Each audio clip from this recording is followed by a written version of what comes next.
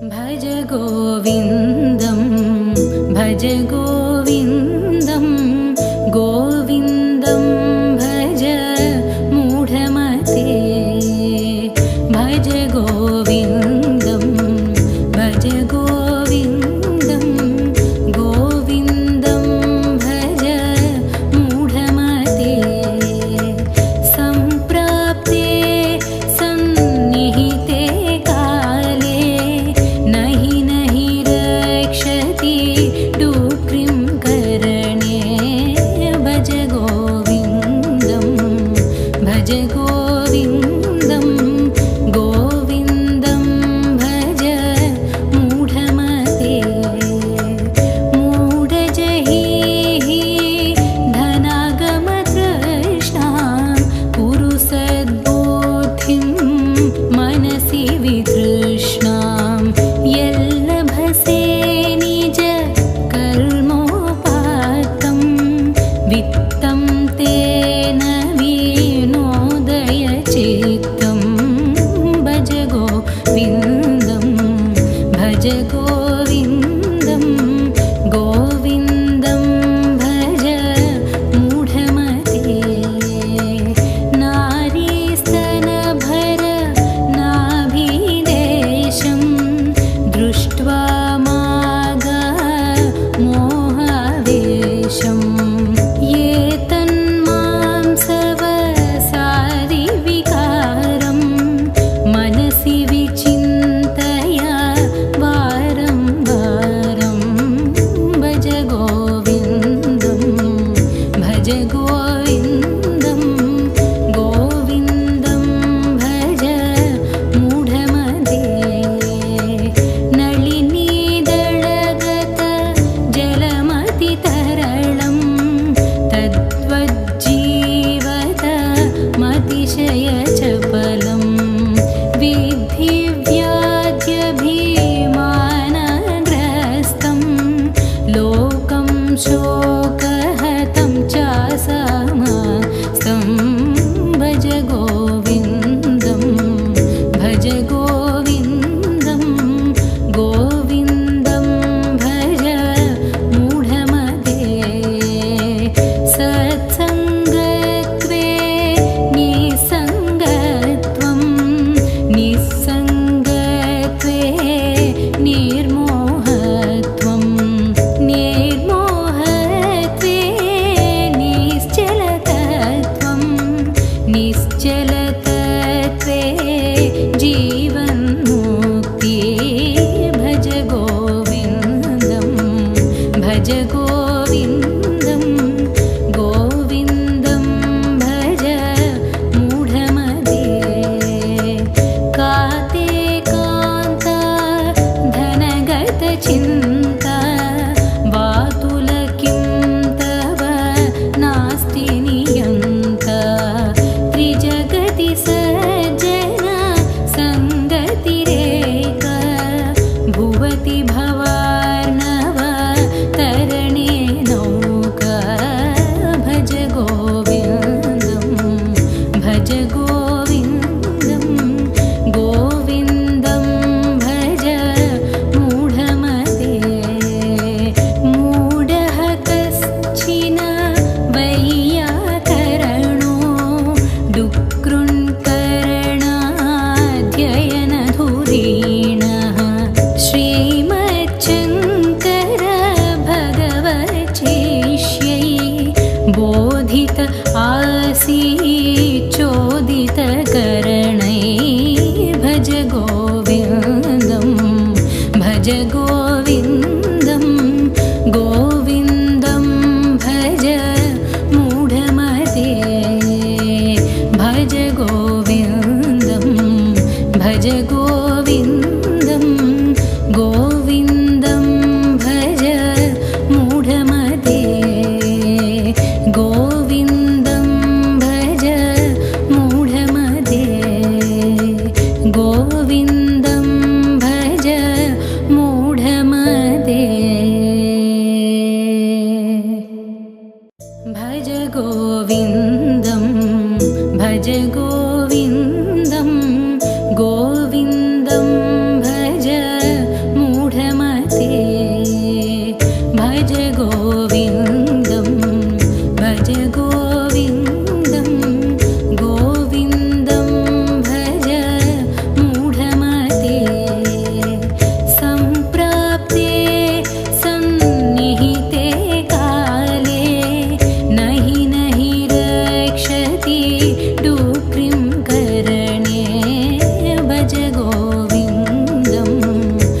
भज गोविन्दं गोविन्दं भज मूढमते मूढजहि धनागमतृष्णां कुरु सद्बुद्धिं मनसि वितृष्णां यल्लभसे निज कर्मोपात्तं वित्तं तेन विनोदय चित्तं भज गोविन्दं भज गोविन्दं गोविन्दं भज मूढमते नारीस्तनभर नाभिदेशं दृष्ट्वा मागा मोहावेशं ये तन्मांसवसादिविकारं मनसि विचिन्तय वारं वारं भज गोविन्दं भज गोविन्दं गोविन्दं भज मूढमते नलिनीदळगत जलमतितरलं तद्वज्जीवत मतिशयचपलं विद्धि व्याध्यभिमानग्रस्तं लोकं शोकहतं च समस्तं भज गोविन्दं भज गोविन्दं गोविन्दं भज मूढमते सत्सङ्गत्वे निसङ्गत्वं निस्सङ्गत्वे निर्मोहत्वं निर्मोहत्वे निश्चलतत्वं निश्चलतत्वे जीवन्मुक्ति भज गोविन्दं भज गोविन्दं गोविन्दं भज मूढमते काते कान्ता धनगतचिन्ता वातुल किं तव नास्ति नियन्ता त्रिजगति सज्जन सङ्गतिरेक भुवति भवार्णव तरणे नौका भज गोविन्दं भज गोविन्दं गोविन्दं भज मूढमते मूढः कश्चिन वैयाकरणो डुक्कृन्करणाध्ययनधुरीणः श्रीमच्छङ्कर भगवच्छिष्यै बोधित आसीच्चोदितकरणै भज गोविन्दं भज गोविन्दं गोविन्दं भज मूढमते भज गोविन्दं भज गोविन्दं गोविन्दं भज मूढमते गोविन्दं भज मूढमते गोविन्दं भज मूढमते भज गोविन्दं भज गोविन्दं गोविन्दं भज मूढमते भज गोविन्दं भज गोविन्दं गोविन्दं भज मूढमते सम्प्राप्ते सन्निहिते काले नहि नहि रक्षति डुक्रिं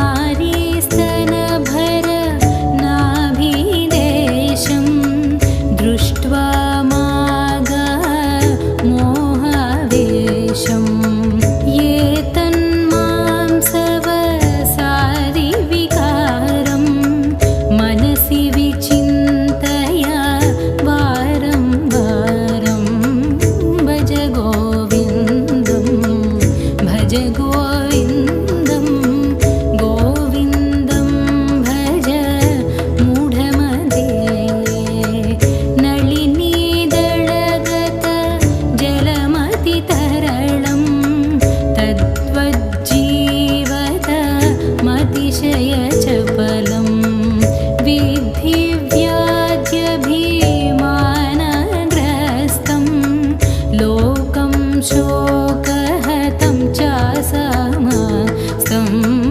भज गोविन्दं भज गोविन्दं गोविन्दं भज मूढमते सत्सङ्गत्वे निसङ्गत्वं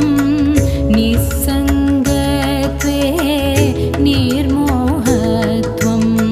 निर्मोहत्वे निश्चलतत्वं निश्चलतत्वे जीवन्मुक्ति भज गोविन्दं भज गोविन्दं गोविन्दं भज मूढमते काते कान्ता धनगतचिन्ता वातुल किं तव नास्ति नियन्ता त्रिजगति सज्जन सङ्गतिरेक भुवति भवार्णव तरणे नौका भज गोविन्दं भज गोविन्दं गोविन्दं भज मूढमते मूढः कश्चिन वैयाकरणो डुक्कृन्करणाध्ययनधुरीणः श्रीमच्छङ्कर भगवच्चिष्यै बोधित आसीच्चोदितकरणै भज गोविन्दं भज गोविन्दं गोविन्दं भज मूढमते भज गोविन्दं भज गोविन्दं गोविन्दं भज मूढमते गोविन्दं भज मूढमते गोविन्दं भज मूढमते भज गोविन्दं भज गोविन्दं गोविन्दं भज मूढमते भज गोविन्दं भज गोविन्दं गोविन्दं भज मूढमते सम्प्राप्ते सन्निहिते काले नहि नहि रक्षति डुक्रिं करणे भज गोविन्दं भज गोविन्दं गोविन्दं भज मूढमते मूढजहिः धनागमतृष्णां कुरु सद्बुद्धिं मनसि वितृष्णां यल्लभसे निज कर्मोपात्तं वित्तं तेन विनोदय चित्तं भज गोविन्दं भज गोविन्दं गोविन्दं भज मूढमते नारीस्तनभर नाभिदेशं दृष्ट्वा मागा मोहावेशं ये तन्मांसवसादिविकारं मनसि विचिन्तय वारं वारं भज गोविन्दं भज गोविन्दं गोविन्दं भज मूढमते नलिनीदळगत जलमतितरलं तद्वज्जीवत मतिशयचपलं विद्धि व्याध्यभिमानग्रस्तं लोकं शोकहतं चासमस्तं भज गोविन्दं भज गोविन्दं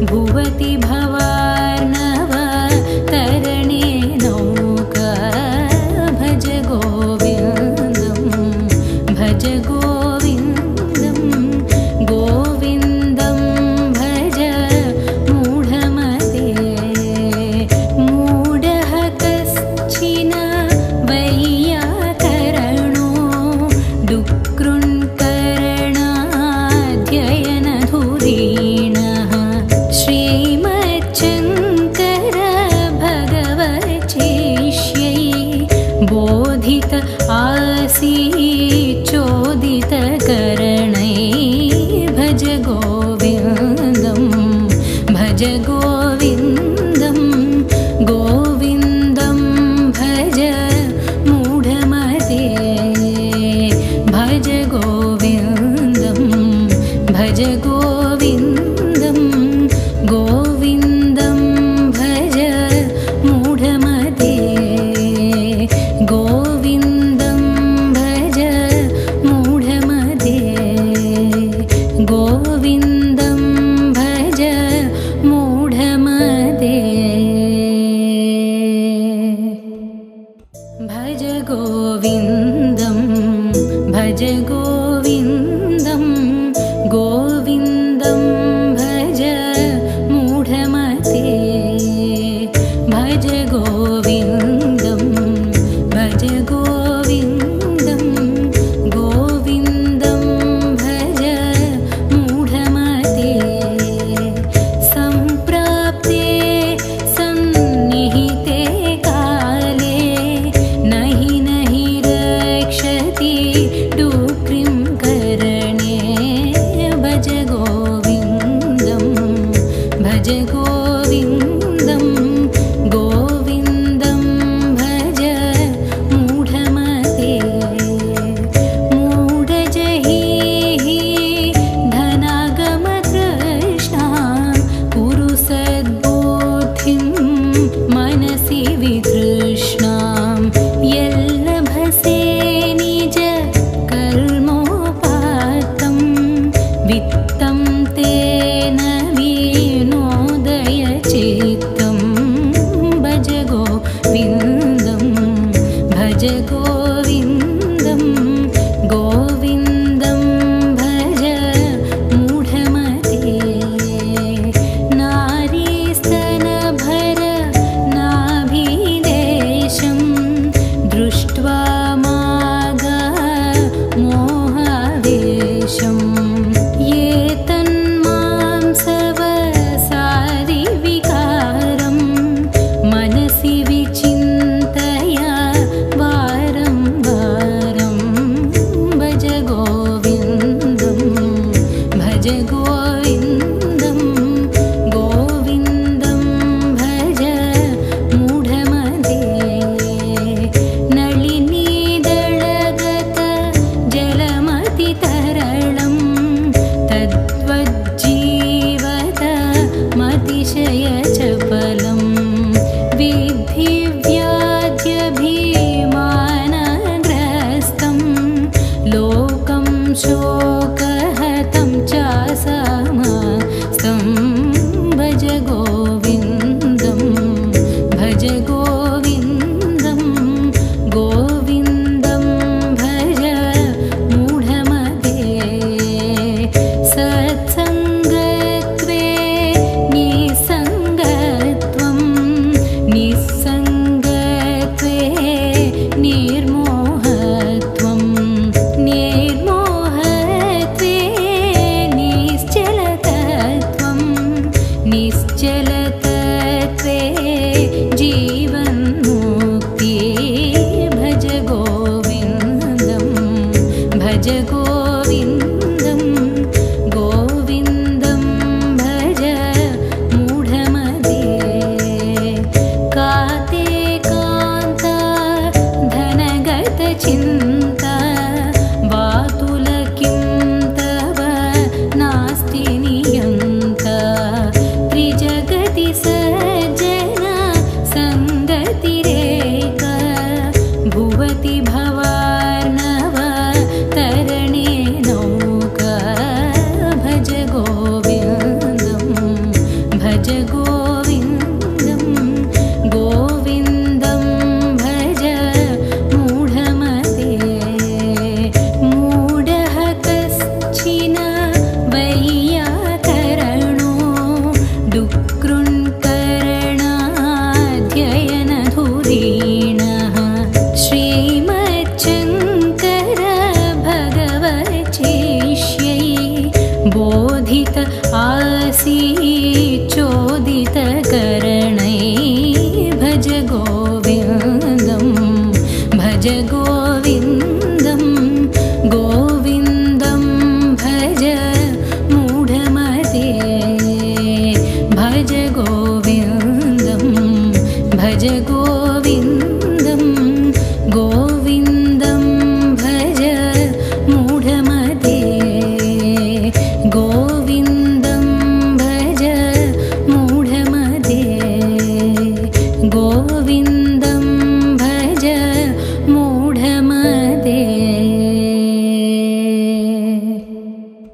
भज गोविन्दं भज गोविन्दं गोविन्दं भज मूढमते भज गोविन्दं भज गोविन्दं गोविन्दं भज मूढमते सम्प्राप्ते सन्निहिते काले नहि नहि रक्षति डुक्रिं करणे भज गोविन्दं भज गोविन्दं गोविन्दं भज मूढमते मूढजहिः धनागमतृष्णां कुरु सद्बुद्धिं मनसि वितृष्णां यल्लभसे निज कर्मोपात्तं वित्तं तेन विनोदय चित्तं भज गोविन्दं भज गोविन्दं गोविन्दं भज मूढमते नारीस्तनभर नाभिदेशं दृष्ट्वा मागा मोहावेशं ये तन्मांसवसादिविकारं मनसि विचिन्तया वारं वारं भज गोविन्दं भज गोविन्दं गोविन्दं भज मूढमते नलिनीदळगत जलमतितरलं तद्वज्जीवत मतिशयचपलं विद्धि व्याज्यभिमानग्रस्तं लोकं शोकहतं चासमस्तं भज गोविन्दं भज गोविन्दं गोविन्दं भज मूढमते सत्सङ्गत्वे निसङ्गत्वं निस्सङ्गत्वे निर्मोहत्वं निर्मोहत्वे निश्चलतत्वं निश्चलतत्वे जीवन्मुक्ति भज गोविन्दं भज गोविन्दं गोविन्दं भज मूढमते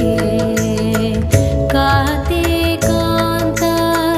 धनगतचिन्ता वातुलकिं तव नास्ति नियन्ता त्रिजगति सज्जन सङ्गतिरेक भुवति भवार्णव तरणे नौका भज गोविन्दं भज गोविन्दं गोविन्दं भज मूढमते मूढः कश्चिन वैयाकरणो डुक्कृन्करणाध्ययनधुरीणः श्रीमच्छङ्कर भगवच्चिष्यै बोधित आसीच्चोदितकरणै भज गोविन्दं भज गोविन्दं गोविन्दं भज मूढमते भज गोविन्दं भज गोविन्दं गोविन्दं भज मूढमते गोविन्दं भज मूढमते गोविन्दं भज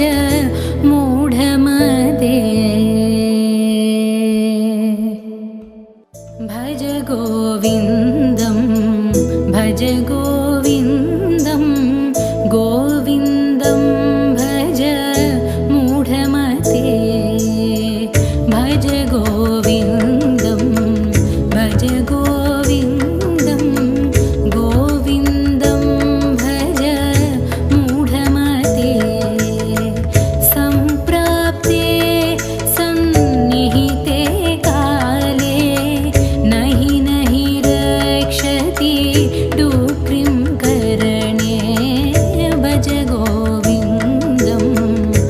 भज गोविन्दं गोविन्दं भज मूढमते मूढजहिः धनागमतृष्णां कुरु सद्बुद्धिं मनसि वितृष्णां यल्लभसे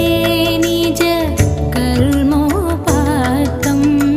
वित्तं तेन विनोदय चित्तं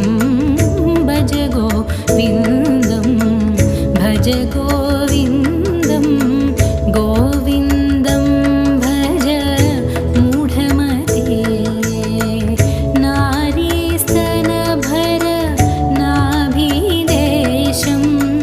दृष्ट्वा मागा मोहावेशं ये तन्मांसवसादिविकारं मनसि विचिन्तय वारं वारं भज गोविन्दं भज गोविन्दं गोविन्दं भज मूढमते नलिनीदळगत जलमतितरलं तद्वज्जीवत मतिशयचपलं विद्धि व्याध्यभिमानग्रस्तं लोकं शोकहतं च समस्तं भज गोविन्दं भज गोविन्दं गोविन्दं भज मूढमते सत्सङ्गत्वे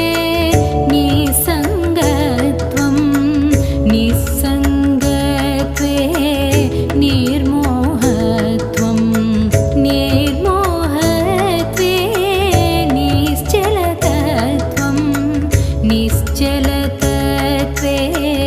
जीवन्मुक्ति भज गोविन्दं भज गोविन्दं गोविन्दं भज मूढमते काते कान्ता धनगतचिन्ता वातुलकिं तव नास्ति नियन्ता त्रिजगति सज्जन सङ्गतिरेका भुवति भवार्णव तरणे नौका भज गोविन्दं भज गोविन्दं गोविन्दं भज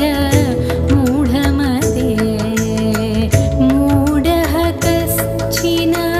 वैयाकरणो डुक्कृन्करणाध्ययनधुरीणः श्रीमच्छङ्कर भगवच्छिष्यै बोधित आसीच्चोदितकरणै भज गोविन्दं भज गोविन्दं गोविन्दं भज मूढमते भज गोविन्दं भज गोविन्दं गोविन्दं भज मूढमते गोविन्दं भज मूढमते गोविन्दं भज मूढमते भज गोविन्दं भज गोविन्दं गोविन्दं भज मूढमते भज गोविन्दं भज गोविन्दं गोविन्दं भज मूढमते सम्प्राप्ते सन्निहिते काले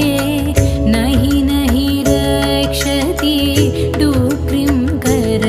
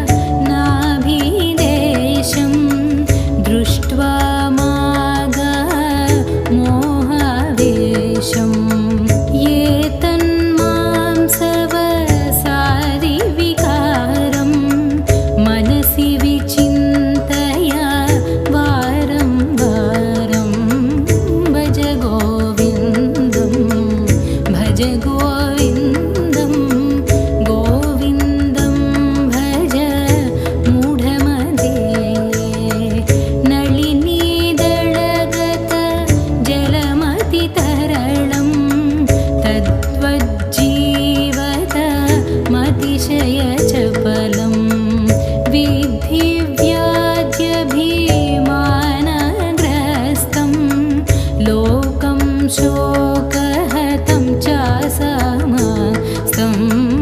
भज गोविन्दं भज गोविन्दं गोविन्दं भज मूढमते सत्सङ्गत्वे निसङ्गत्वं निस्सङ्गत्वे निर्मोहत्वं निर्मोहत्वे निश्चलतत्वं निश्चलतत्वे जीवन्मुक्ति भज गोविन्दं भज गोविन्दं गोविन्दं भज मूढमते काते कान्ता धनगतचिन्ता वातुलकिं तव नास्ति नियन्ता त्रिजगति सज्जन सङ्गतिरेका भुवति भवार्णव तरणे नौका भज गोविन्दं भज गोविन्दं गोविन्दं भज मूढमते मूढः कश्चिन वैयाकरणो डुक्कृन्करणाध्ययनधुरीणः श्रीमच्छङ्कर भगवच्चिष्यै बोधित आसीच्चोदितकरणै भज गोविन्दं भज गोविन्दं गोविन्दं भज मूढमते भज गोविन्दं भज गोविन्दं गोविन्दं भज मूढमते गोविन्दं भज मूढमते गोविन्दं भज मूढमते भज गोविन्दं भज गोविन्दं गोविन्दं भज मूढमते भज गोविन्दं भज गोविन्दं गोविन्दं भज मूढमते सम्प्राप्ते सन्निहिते काले नहि नहि रक्षति डुक्रिं करणे भज गोविन्दं भज गोविन्दं गोविन्दं भज मूढमते मूढजहिः धनागमतृष्णां कुरु सद्बुद्धिं मनसि वितृष्णां यल्लभसे निज कर्मोपात्तं वित्तं तेन विनोदय चित्तं भज गोविन्दं भज गोविन्दं गोविन्दं भज मूढमते नारीस्तनभर नाभिदेशं दृष्ट्वा मागा मोहावेशं ये तन्मांसवसादिविकारं मनसि विचिन्तय वारं वारं भज गोविन्दं भज गोविन्दं गोविन्दं भज मूढमते नलिनीदळगत जलमतितरलं तद्वज्जीवत मतिशयचपलं विद्धि व्याध्यभिमानग्रस्तं लोकं शोकहतं चासमस्तं भज गोविन्दं भज गोविन्दं